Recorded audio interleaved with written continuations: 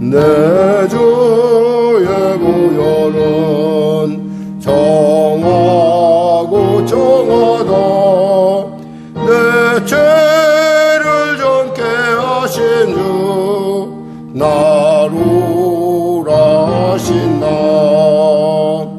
내가 주께로 지금 가오니 십자가의 보혈로 날 씻어 주소서. 약하고 추해도 주께로 나가면 힘주시고 내 추함을 곧 씻어 주시네. 내가 주께로 지금 가오니 십자가의 보혈로 날 씻어 주소서. 나로라 하심은 온전한 믿음과 또 사랑함과 평안함 다 주려 함이라. 내가 주께로 지금 가오니 십자가의 보혈로 날 씻어 주소서. 근죄인 복받아 살 길을 얻었네. 한없이 넓고 큰 은혜 베풀어 주소서. 아멘. 내가 주께로 지금 가오니 십자가의 보혈로 날 씻어 주소서. 그 피가 맘속에 큰 증거 됩니다. 내 기도 소리 들으사 다 허락하소서. 아멘. 내가 주께로 지금 가오니 십자가의 보혈로 날 씻어 주소서. 아멘. 하나님 감사합니다. 오늘도 하나님께서 귀한 아침을 주시고 이 아침 가운데 주의 말씀 듣기 위하여 우리를 불러주심을 감사합니다. 내가 너를 부르지 아니하면 우리가 주님 앞에 어찌 올 수 있겠습니까? 하나님이 부르셨기에 왔사오니 부르심에 합당한 은혜를 베풀어 주시옵소서. 병든 자 있습니까? 주여 이 시간에 치료하여 주시옵소서. 문제 가진 자 있습니까? 해결하여 주시옵소서. 눌린 자 있습니까? 자유케 하여 주시옵소서. 길을 잃은 자, 길을 발견하는 지혜의 시간 되게 하여 주시옵소서. 나라 민족을 불쌍히 여기시고 특별히 전쟁의 소문이 속히 멈춰지게 하여 주시옵소서. 아울러 간절히 바라옵기는 이 코로나 사태 속히 종식되는 은혜를 더하여 주시고 온전한 치료학과 온전한 백신을 통해서 이 코로나의 전쟁에 있어서 온전한 승리가 나타날 수 있도록 하나님 은혜를 베풀어 주시옵소서. 대통령을 비롯한 유정자들이 인생의 위기 속에서 주님의 은혜를 누리는 역전의 역사 나타나게 하여 주시고 자신의 생각, 자신의 지혜로 할 수 있는 것이 아니라 하나님의 은혜, 하나님의 지혜로 할 수 있음을 깨달아 하는 놀라운 시간 되어 그리하여 주님의 복음을 믿고 의지하는 놀라운 구원의 역사 허락하여 주시옵소서. 성령교회를 축복하시고 붙잡아 주시고 하나님 도와주시옵소서. 오늘도 귀한 아침 담대히 달려나왔사오니 은혜의 보좌에 나왔사오니 은혜를 풍성하게 부어주시옵소서. 마음은 온데 오지 못한 우리 성도 있습니까? 그 자리도 복의 복을 더하여 주시옵소서. 감사하며 예수님의 이름으로 기도드립니다. 아멘. 하나님은 살아계십니다. 오늘 여러분과 은혜 나누실 말씀은 잠언서 17장 말씀입니다. 잠언서 17장 말씀. 우리 하나님 말씀 같이 합독하겠습니다. 잠언서 17장 929쪽입니다. 마른 떡 한 조각만 있고도 화목하는 것이 제육이 집에 가득하고도 다투는 것보다 나으니라. 슬기로운 종은 부끄러운 짓을 하는 주인의 아들을 다스리겠고 또 형제들 중에서 유업을 나누어 얻으리라. 도가니는 은을 풀무는 금을 연단하거니와 여호와는 마음을 연단하시느니라. 악을 행하는 자는 사악한 입술이 하는 말을 잘 듣고 거짓말하는 자는 악한 혀가 하는 말에 귀를 기울이느니라. 가난한 자를 조롱하는 자는 그를 지으신 주를 멸시하는 자요 사람의 재앙을 기뻐하는 자는 형벌을 면하지 못할지니라. 손자는 노인의 면류관이요 아비는 자식의 영환이라. 지나친 말을 하는 것도 미련한 자에게 합당하지 아니하거든 하물며 거짓말하는 것이 존귀한 자에게 합당하겠느냐. 뇌물은 그 임자가 보기에 보석 같은즉 그가 어디로 향하든지 형통하게 하느니라. 허물을 덮어주는 자는 사랑을 구하는 자요 그것을 거듭 말하는 자는 친한 것을 이간하는 자니라. 한마디 말로 총명한 자에게 충고하는 것이 매 100대로 미련한 자를 때리는 것보다 더욱 깊이 박히느니라. 악한 자는 반역에만 힘쓰나니 그러므로 그에게 잔인한 사자를 보냄을 받으리라. 차라리 새끼 빼앗긴 암곰을 만날지언정 미련한 일을 행하는 미련한 자를 만나지 말 것이니라. 누구든지 악으로 선을 갚으면 악이 그 집을 떠나지 아니하리라. 다투는 시작은 둑에서 물이 새는 것 같은즉 싸움이 일어나기 전에 시비를 그칠 것이니라.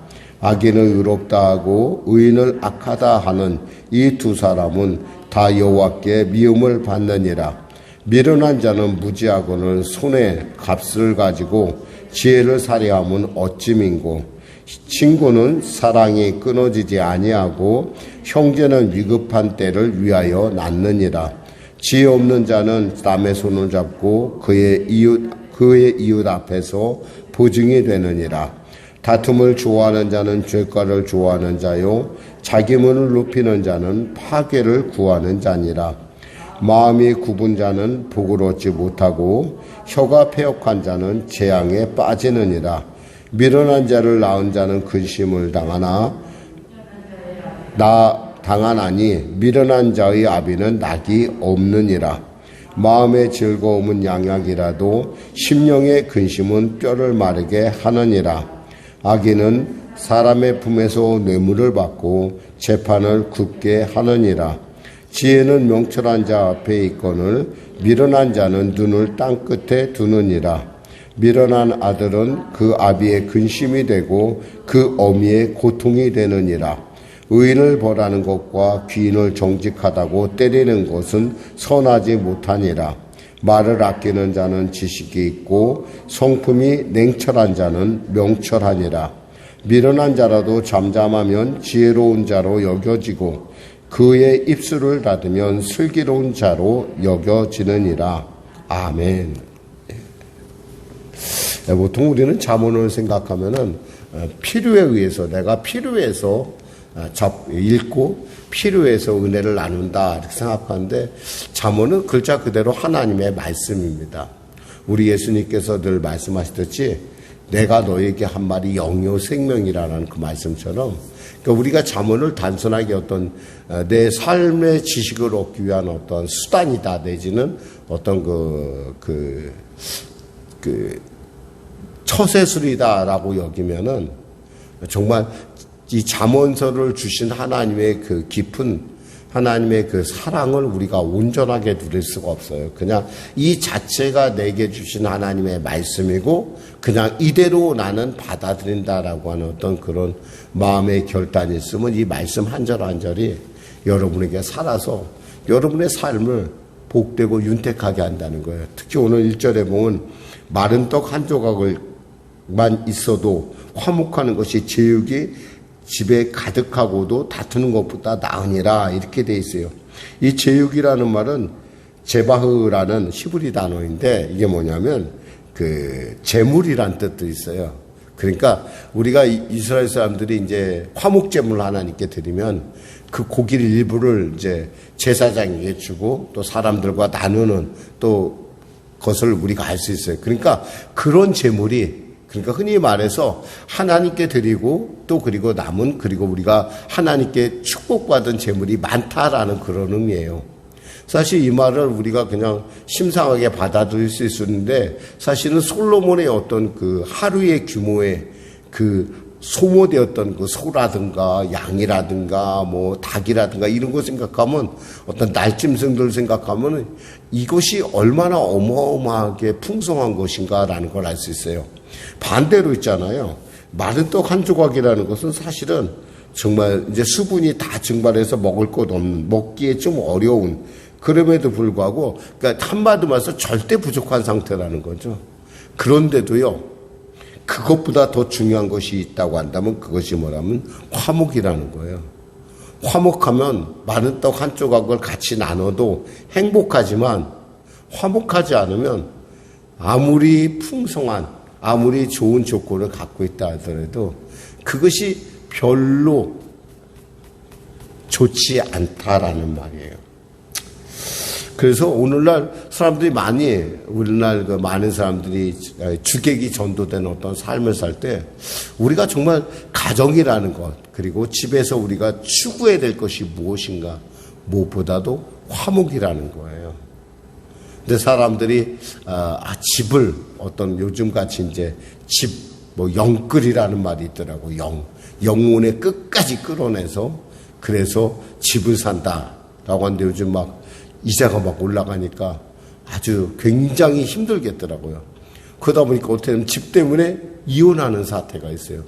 또 어떤 부부는 집을 팔았다고 해서 부부가 이혼하는 것을 봤어요. 그러니까 너무 싼 값에 팔았다는 거지. 더 많이 올라가는데 너무 빨리 팔았다. 그것 때문에 이혼하는 것도 봤어요. 결국 집이 문제고 가정이 문제. 그러니까 주객이 전도되니까 사람들이 그렇게 힘들어하는 거예요. 우리가 아무리 좋은 조건을 갖고 있다 하더라도 그 마음이 편하지 않으면 소용이 없어요. 그러니까 정말 이 마음이 편하다는 것, 화목하다는 것은 엄청난 축복이에요. 아무리 큰 대궐 같은 집이 있어도 아무도 그에 대해서 관심이 없다고 한다면 그는 결국엔 그 대궐 같은 집에서 고독 살 수밖에 없어요.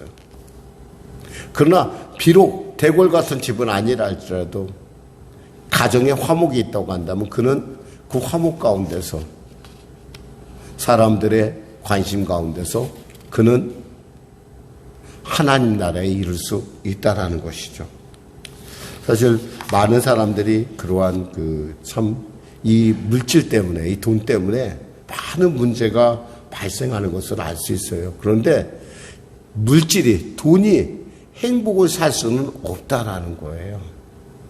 근데 그 사실을 다들 알면서도 그것이 진정 나에게 적용될 때는 그렇지 않다라는 거. 적은 것이 너무 커 보인다는 거죠. 풍요한 재물을 가지고도 불행한 사람이 있는가 하면 가난하지만 행복한 사람도 있다라는 거예요. 그렇다면 과연 어떤 것이? 그럼 물론 그렇다면 여러분도 이렇게 질문할 수 있어요. 그럼 목사님 가난한 것이 꼭 좋은 것입니까? 뭐 그렇다는 것은 아니지만은 적어도 우리가 가난과 부 때문에 행복하지 않다, 행복하다라고 하는 것은 그것은 나눠지지는 않는다는 거죠. 아무래도 물질이 있으면 편리하긴 해요. 뭔가 필요할 때. 근데 그 물질로 말미암아 만일에 불행을 야기한다 그러면 아예 없는 게 낫죠. 요즘 사람들은 많이 자녀들에게 나눠주는 걸 굉장히 기쁨으로 여길 수 있어요. 근데 그 물질 때문에 잘못하면 형제 간에 나중에 큰 소송이 발생하고 아주 심지어는 목숨까지 오가는 것들을 볼 수가 있어요. 그럴 바엔 차라리 안 물려주는 게 나아요. 그러면 말이 없어요. 서로 간에. 두 번째 보니까 슬기로운 종은 부끄러운 짓을 하는 주인의 아들을 다스리겠고 형제 중에는 유업을 나누어 얻으리라 이렇게 돼 있어요. 주인 중에서도 이렇게 그 감당하지 못하는 그 자신에게 주어진 어떤 조건을 감당하지 못하는 아들이 날 수 있어요. 그런 아들은 사실은 정말 그 부모에게 굉장히 짐이 되죠. 그럴 바엔 차라리 지혜로운, 그러니까 금수저 운수저가 중요한 것이 아니라, 물론 요즘 제가 우리 아이들하고 얘기하면서 그래요. 요즘은 기울어진 운동장이다 이런 얘기를 제가 하는데, 기울어진 운동장이라 하더라도요, 그보다 더 소중한 게 있다면 바로 그 위기를 극복해가는 지혜라고 생각합니다. 그런 의미에서 슬기로운 종은 부끄러운 짓을 하는 주인의 아들을 다스리겠고 형제 중에는 유업을 나누어 가지리라. 실제로 로마 그 당시에 지금 이 말씀이 주어졌던 그 당시에는 양자로 드린 일에 대해서 거리낌이 없었어요. 그런 거 비하면 우리나라는 비교적 혈통주의자 보니까 이 양자로 드린 일에 대해서 굉장히 좀 까다롭고 그런데 실제로 외교에서는 그렇지 않아요. 우리가 베러란 영화로 보지만 그는 유대인데도 불구하고 로마 집정관의 아들이 되는 걸 볼 수 있어요. 그러니까 뭐예요? 지혜롭다는 거예요. 이게 이 지혜가 사실은 우리가 생각하는 것 이상의 그러한 큰 능력을 갖고 있다는 거죠. 3절을 보면은 도가니는 은을, 풀무는 금을 연단하거니와 여호와는 마음을 연단하느니라 이렇게 돼 있어요. 도가니는 은을, 풀무는 금을 연단하거니와, 우리가 연단 이렇게 여러분 이렇게 막 화로에서 막 불을 껴서 은을 뽑아내고 금을 뽑아내는 걸 보셨습니까? 그러면 참 엄청난 불꽃이 일어나는 걸 볼 수 있어요. 그런데 마음을 연단하는 건 하나님이라는 거예요. 하나님. 한 도시에 있잖아요. 경쟁 관계에 있는 사람들이 가게를 서로 마주대고 있었어요. 너무나 서로 미워하고 너무나 어찌게든 못 잡아먹어서 안달인 그들을 보면서 하나님의 마음에 좀 언짢으셨어요. 서로 사랑해도 시원찮은데. 그래서 하루는 아주 옛날, 그냥 얘기해. 비유니까 너무 또 진실로 받아들이지 마세요. 그럴 리는 없겠지만. 그래서 천사를 한 사람을 보냈다. 천사를 한 사람을 파송했어요. 천사가 이제 가서 한 사람한테 얘기했습니다. 뭐라고 얘기하냐면 이런 얘기를 했어요. 너희들이 당신에게 하나님께서 너희들에게 선물을 주는데 네가 만일에 그 사람을 돈을 원하면 돈을, 장수를 원하면 장수를 네가 원하는 대로 하는데 다만 네가 기도한 것보다 2배의 것을 상대방에게 주겠다 그랬어요. 그러니까 하나님은 참 그들에게 엄청난 기회를 주신 것인데, 그래서 네가 원하는 것이 무엇이냐라고 했었을 때 이 주인이 한참 생각한 뒤에 이렇게 말했다고 합니다. 제가 무엇을 바라든지 다 이루어진다는 말씀이죠. 네, 그렇습니다. 라고 하자 그 주인은 크게 숨을 쉬고 이렇게 말했다고 합니다. 그럼 제 한쪽 눈을 멀게 해주십시오. 인간의 마음이 이렇다는 거예요. 그 사람은 양쪽 눈이 멀면 못 보니까 자기는 그러니까 정말 큰 것을 못 보는 거예요. 복을 못 보고 외려 서로 간에 이게 바로 지옥이지 않겠어요, 사실은? 그러니까 우리가 정말 판단을 할 때 정말 거시적인 안목이라는 게 그래서 필요하다는 거죠. 조금 양보해서 더 서로 잘 되면 되잖아요. 서로 좋을 수 있는 기회를 악한 기회로 만드는 것을, 이것도 나도 못 먹으면 너도 못 먹어 라고 하는 것들을 우리가 볼 수 있어요. 사실 우리나라 속담 중에 좀 이렇게 좀 속상한 것이 뭐냐면 사촌이 눈을 감으면 배가 아프다 이런 말이 있어요. 아니, 사촌이 눈을 감으면 배가 아플 일이 아니라 가문의 경사잖아요, 사실은. 사실은 가문이 힘을 얻는 거니까 더 좋은 일인데 사촌이 논 사면 배가 아프다라는 얘기 안에는 걔가 논을 사든 말든 나하고 상관없다는 얘기예요, 사실은. 근데 오늘 본문이 주어지는 이스라엘은 그렇지는 않아요. 뭐 여러분에게 누차 제가 설명해 드렸지만 이스라엘 사람들은 사촌이 논 사문 있잖아요. 정말 기뻐합니다. 왜 기뻐하느냐? 그것이 나하고 상관이 있어서 그래요. 그들은 언제나 있잖아요. 자신의 이웃이, 자신에게 가까운 이웃이 늘 누군가를 도와주는 우선권을 할 때는 그것이 우선이에요. 그러니까 동네에 부자가 오면 동네 경사가 나는 거예요. 왜? 부자가 오면 그 사람들은 주위에 있는 사람들 다 도와주고 자기에 가까운 사람이 이미 다 도와줬을 거 아니에요. 그러니까 그 다음은 누구 차례라는 거예요? 마을 사람 차례라는 거예요. 실제로 유대인들은 그렇게 삽니다. 그러니까 그들의 상속법이 그리고 그들의 물질관이 그래요. 그러니까 제일 먼저 우리는 자식이 먼저일 것 같은데 아내가 먼저고 또 아내 다음에 자식이고 또 자식과 함께 가는 것이 부모예요. 그러니까 어떠한 이러한 그 상속법적인 그런 걸 통해서 그러니까 이웃이 그리고 나중에는 어떤 사람이 가냐? 이웃에게 그 혜택이 간다는 거예요. 그러니까 이 사람들은 어떻게 했어요? 사촌이 농사하면 정말 경사는 혹시 누가 알아요? 그 혜택이 내게도 돌아올 수 있잖아요. 그런 어떤 사고방식을 가지고 있다는 거예요. 그런 의미에서 우리는 정말 하나님께서 우리의 마음을 연단하는 어떠한 그런 하나님이 우리를 연단하는 것은 정말 우리에게 정말 우리에게 중요한 이유가 된다는 거죠. 왜냐하면 예레미야서 17장 9절에 만물보다 거짓되고 심히 부패한 것은 마음이라 했어요. 우리 마음은 별로 그렇게 바람직하지가 않아요. 그러니까 하나님의 단련을 받아야 한다는 거죠. 그래서 정말 우리가 정말 무엇이 중요한지 세상에 둘 다 한쪽 눈이 머는 것하고 두 쪽 눈이 머는데 그것을 택하는 것이 우리 마음이라는 거예요. 그러니까 이걸 고치지 않으면 안 돼요. 고치려면 우리는 남들이 볼 때는 뭐 고난이라 이렇게 생각하지만 어떤 그 과정을 통해서 우리가 눈을 뜨게 됩니다. 그러면서 인생이 뭔지 어디서 와서 왜 살며 어디로 가는지 무엇이 중요한지를 알게 된다는 거죠. 우린 보통 사람들이 홈런왕에 대해서 착각하는 것이 있어요. 야구에서 홈런왕은 있잖아요. 거꾸로 말하면 삼진왕이기도 합니다. 그만큼 실패도 많이 한다는 거예요. 그러니까 실패를 두려워하지 마세요. 10번 공을 지나가도요, 3번만 잘 맞히면 그 사람은 우수한 타자예요.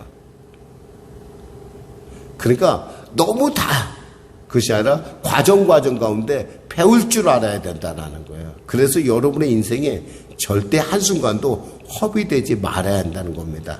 기도하겠습니다. 하나님 아버지 감사합니다. 오늘 이 아침에 말씀을 전했습니다. 우리가 많이 갖고 있다 하여 부유와 행복한 것이 아니라 적게 갖고 있어도 행복하다는 그 사실, 그리고 또 그 출신이 또 그 위치가 무엇인지에 따라서 결정되는 것이 아니라 지혜가 있고 없음이 더 소중하다는 사실, 나아가 하나님께서 우리의 마음을 정결하게 다스리고 계시다는 이 사실을 우리가 알아서 우리의 인생의 삶 가운데 정말 복되고 존귀한 하나님 보시기에 참 좋았더라 하는 주님을 기쁘시게 하는 삶을 살 수 있도록 은혜 베풀어 주시옵소서. 예수님의 이름으로 기도드립니다. 아멘. 우리 말씀 생각하고 찬양하고 기도하겠습니다. 찬송가 337장입니다.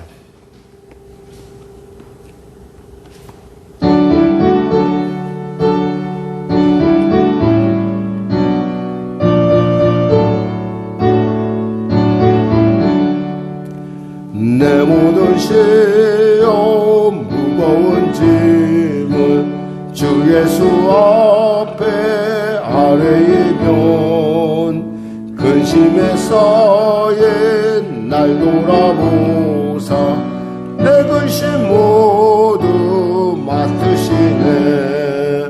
무거운 짐을 나 홀로 지고 견디다 못해 쓰러질 때 불쌍히 여겨 구원해 주리. 은혜의 주님 오직 예수. 내 모든 괴로움 닥치는 환난 주 예수 앞에 아뢰이면 주께서 친히 날 구해주사 넓으신 사랑 베푸시네.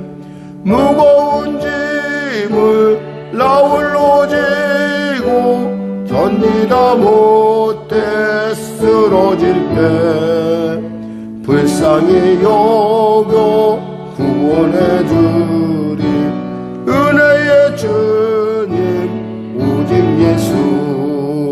내 짐이 점점 무거워질 때 주 예수 앞에 아뢰이면 주께서 친히 날 구해주사 내 대신 짐을 져주시네. 아멘. 무거운 짐을 나 홀로 지고 견디다 못해 쓰러질 때 불쌍히 여겨 구원해 주리. 은혜의 주님 오직 예수. 마음의 시험 무서운 죄를 주 예수 앞에 아뢰이면 예수는 나의 능력이 되사 세상을 이길 힘주시네. 무거운 짐을 나 홀로 지고 견디다 못해 쓰러질 때 불쌍히 여겨 구원해 주리. 은혜의 주님 오직 예수. 하늘에 계신 우리 아버지의 이름을 거룩하게 하시며 아버지의 나라가 오게 하시며 아버지의 뜻이 하늘에서와 같이 땅에서도 이루어지게 하소서. 오늘 우리에게 일용할 양식을 주시고 우리가 우리에게 잘못한 사람을 용서하여 준 것 같이 우리 죄를 용서하여 주시고 우리 시험에 빠지지 않게 하시고 악에서 구하소서. 나라와 권능과 영광 영원히 아버지의 것입니다. 아멘.